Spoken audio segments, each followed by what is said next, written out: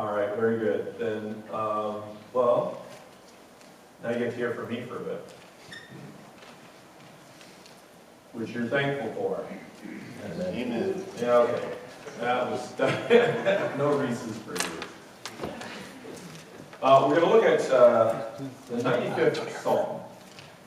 There's lots of psalms that are psalms of thanks, psalms of praise, and this one kind of, I don't know why it stood out to me. The author, we don't know who the author was.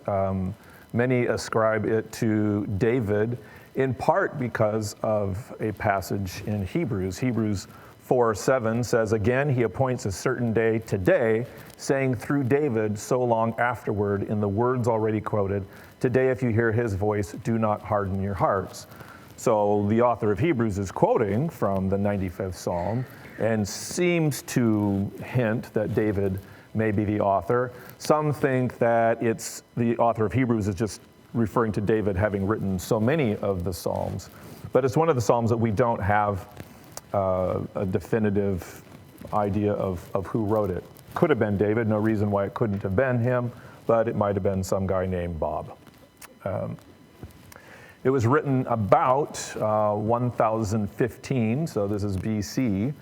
So give you an idea of the timing there. And the theme of this one, a lot of Psalms have a specific purpose, a specific reason that they were written. This one doesn't necessarily have a specific event, but it's considered a general psalm of praise. So this is an outline, and I'll say inspired by Barnes's commentary here, but he divides it up into three basic sections. The first section, verses 1 and 2, is really a command to praise and worship God. Seems like an important thing to do as believers. The second section, verses 3 through 7, gives us the reasons why. I love when God gives us the why behind the what. Sometimes he does, sometimes he doesn't. You might remember as a kid your mom or dad telling you to do something and you responded with, why? And then mom reminded me of a beautiful principle called because, and combined with a certain look, maybe with a raised eyebrow, which seems to run in our family, that usually communicated the message pretty effectively and powerfully. So the reasons why, well, in verse 3, why should we praise and worship God? Because he's great. I mean, that seems sort of like that's profound. But he is great. Think of how truly awesome God is, his might and his power. Even in the very first verse in our Bibles, that might is proclaimed. In the beginning, God created the heavens and the earth. So if God can do that, and he did, then how much more can he do for us? He is our sovereign creator. In other words, he is the boss. He is the final authority in the universe. And of course, he's creator of all things. And because he created everything, it belongs to him. If you make something, we kind of tend to, as humans, think that it's ours. But even if we, quote unquote, make something, we don't create anything. God is the only creator. We just uncover things that he's allowed us. Even your kids, you didn't create them. And some of you are thankful for that. Verse 6, we see another reason why we should praise and worship God, because he is our maker. Verse 7, he is our God and we are his. And the third part of the outline, verses 7 through 11, is an exhortation. In other words, God is saying, look, I'm telling you that you need to listen to this. This is an important piece. And if you're not lining up with this in your life, then you need to make a change. And there's more words, but ran out of room there, but we're not to harden our heart, not to become bitter. So let's take a look at the psalm. We'll just be briefly going through this. Oh, come, let us sing to the Lord. Let us make a joyful noise to the rock of our salvation. Let us come into his presence with thanksgiving. Let us make a joyful noise to him with songs of praise. Well, a few comments. First of all, that word translated come really is better translated from the Hebrew as go. And so it's God telling us, go do this. And it's a similar meaning, but slightly different. We are to sing to the Lord. Now, some have joked that, well, if you heard me sing, then it would be a joyful noise. But God's not asking us to be great singers. He wants us to have a great heart, the heart of a singer. And you can sing praise without uttering a single note. You can do it in your heart. You can do it in your mind. In verse 2, it says, let us come into his presence with thanksgiving. Now, this one's an odd one because in the Hebrew, it literally means, that phrase, come into his presence, it means prevent his face. And that might seem like a strange way to word things, but it has the idea of coming before God, anticipating him, expecting him in your life, knowing that he is going to be with you. Why? Well, verse 1 tells us that he's the rock of our salvation. He's our foundation. We can depend on him even when we are afraid, even when we're scared. Many years ago, when I was not quite 12, I was almost 12, my family had an opportunity to go to Hawaii, which was nice, but we sailed back, many of you know this, on a sailboat built by Jess Kritzis, who attended our church for many, many years. He'd built this boat from the ground up. And there was a little bit of fear in being on a sailboat going from Hawaii to the United States. Well, wait, Hawaii is the United States, but going to the continental U.S., coming back to Seattle. Can you trust that this boat is going to hold you up in the middle of the Pacific Ocean? Now, when my dad, actually, he was on a crew that raced the boat down, and I'm trying to remember, it was like 10 days or something like that. Do you remember, Mom? So it took them 10 days to go from Victoria down to Maui. On the way back, because of the way the currents are and everything else, it took us 21 days. And in the midst of that, we didn't expect it to take us 21 days. We had several days where there was no wind. And we did not have enough fuel to motor our way across the entire Pacific Ocean. So, and we were kind of running out of, we didn't have fresh water due to a little oops. The fresh water tanks, when the boat was docked in Maui, had been filled with baking soda to get the taste and all that. And they neglected to flush them out. So we didn't have fresh water. My mom was the cook, and she had fun. Have you ever tried, cooking can be a challenge, but have you ever tried cooking in a kitchen? It's called a galley on a boat, where it's not always level. In fact, it's never level. So I think you attempted to make Jell-O, which you did. It took a while to set, but it set on an angle. So if you want diagonal Jell-O, anyway, but trusting that God was going to get us through. Now, some of the spectacular things, this is a once-in-a-lifetime trip. Something that was awesome is, I grew up in the city, in Seattle, and you don't see the stars the way you see them in the middle of the Pacific when there's no light around. It's just you in a boat. You can't see anything around you, and you're looking up at the night sky, and it just blows you away. And watching satellites go by and being able to see just these glumps of brightness.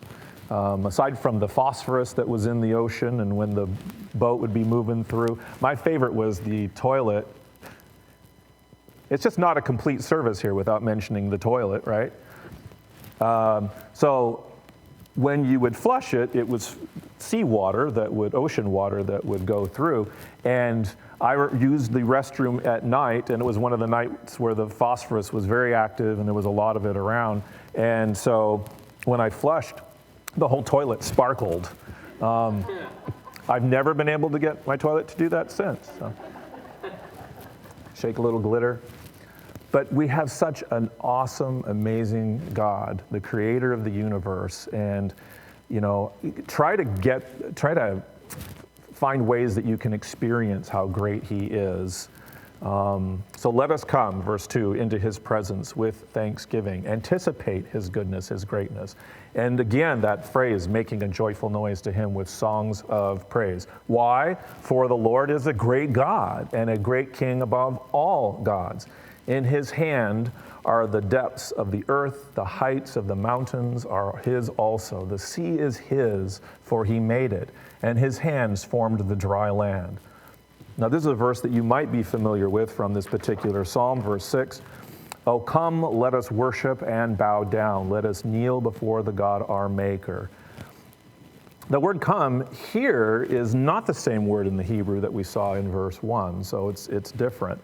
But this is the idea that we come to him with an attitude of reverence, humility, worship.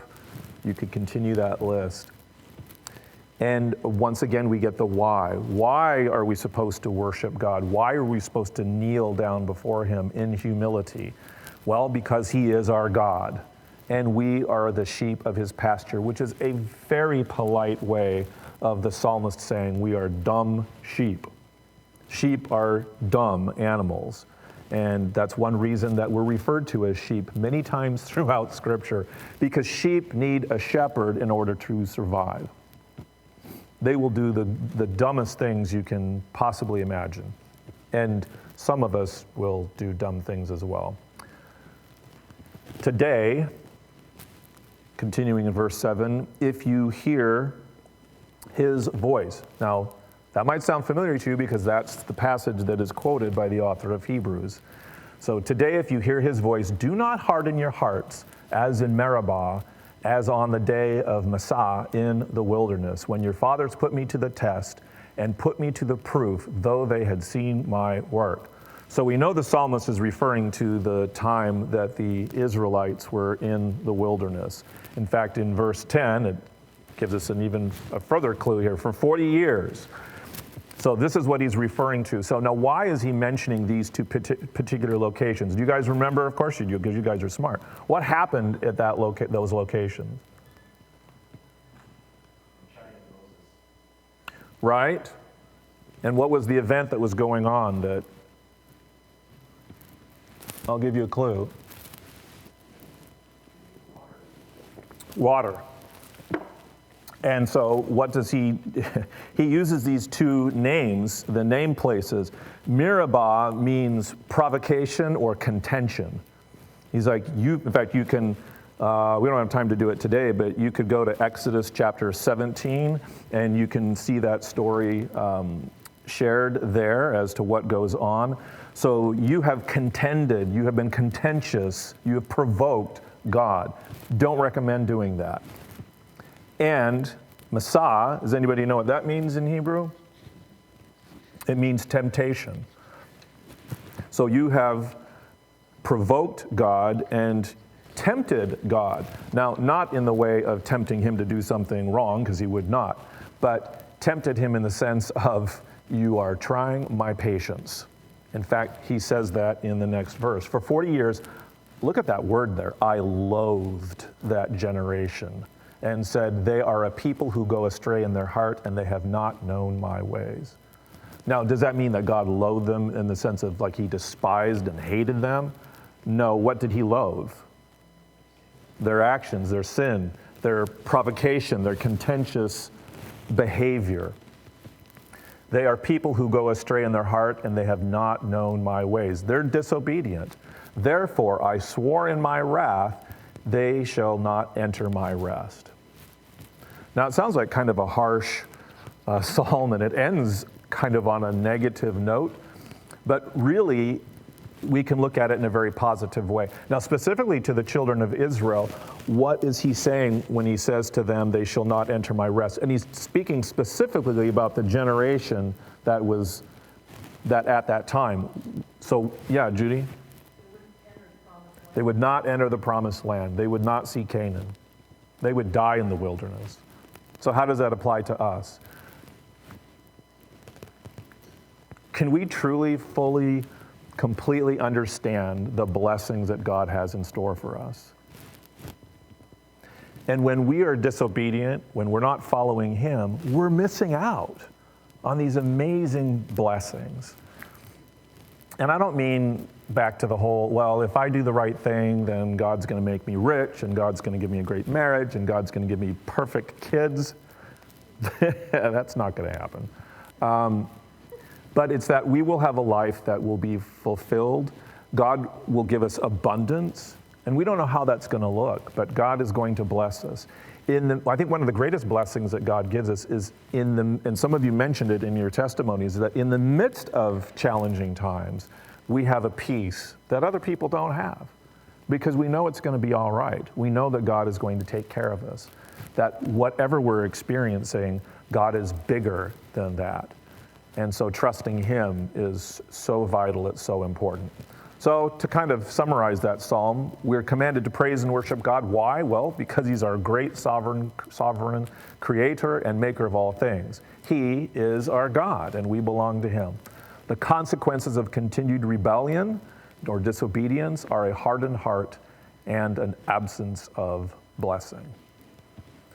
With that, we'll go to our final set as we look at what we are blessed with. And we were blessed by God's unconditional love.